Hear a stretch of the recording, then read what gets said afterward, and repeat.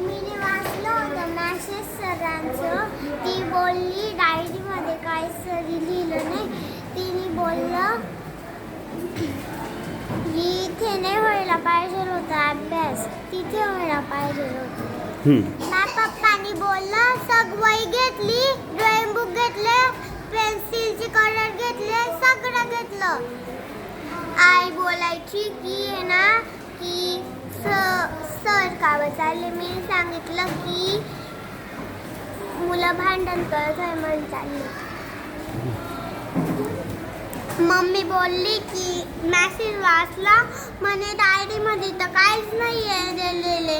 हां म्हणे सगळं ठेवलं, रात्रीच ठेवलं. मम्मी म्हणे सगळे तिथं बाहेर नाही, वही नाही आहे, मग सगळं ठेवलं सकाळी. हां मम्मी म्हणे की ना आजच्या दिवस दप्तर घेऊन जा की ना नंतर आहे ना बघला जाईल उद्या. मम्मी म्हणे शाळेचा मेसेज आलेला होता, मम्मीने ड्रॉइंग बुक. मम्मी म्हटली होती की मोबाईलवर ना मॅसेज आला होता तर ना तू काही नको घेऊन जा, फक्त मराठीची आणि मॅथची बुक घेऊन जा आणि पेन्सिल सोबत ठेवलं गेलं का. हां